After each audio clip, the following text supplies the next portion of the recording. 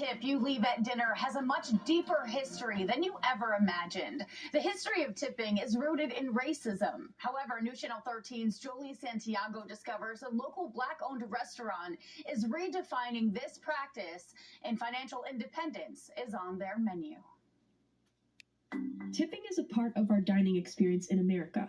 But do you know how it started in the United States? After emancipation, two industries, the restaurant industry and the Pullman Train Company, both started hiring newly freed Black people. Pullman trains hiring Black men, restaurants mostly hiring Black women, telling them, you're not going to get any wage. You're going to live exclusively on this new thing that's come from Europe called a tip. Saru Jayaraman says this practice still exists today. Jayaraman is co-founder and president of One Fair Wage, a nonprofit organization advocating for minimum wage for tipped workers. At the federal level, it's still just $2.13 an hour. This legacy of slavery, keeping these workers who are mostly women, women of color, at a lesser wage than everybody else. But as we look around the capital region, there are Black-owned restaurants that are creating their own legacies. They get paid minimum wage plus their tips, and they get to keep the tips. Nina Johnson and Fabian Parker are co-owners of Jamrock Caribbean Bar and Grill on State Street in Schenectady.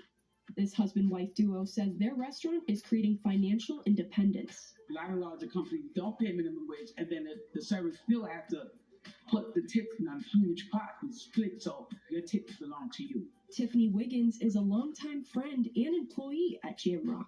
She says she is proud to work for them. Bringing a new opportunity to this market area was a great idea. Getting paid minimum wage helps because some nights won't be a great night. We might not have a great crowd. We might not have great tippers. So when you have a base pay, you don't have to worry about if it's because you're going to still get paid for work. And so the tips is just surplus. Nina and Fabian are also giving lessons to their children at the restaurant. We do a lot of events, host events, and we also host an event Tuesday. It's a group that we created called Everyday People. My daughter is in culinary. My son doing cybersecurity. So they be talking to them, knowing their everyday life, how they doing and stuff like that. So it's like a bonding building, right, type of thing. In a world where tipping has been used to mask systemic inequalities, this restaurant is serving justice.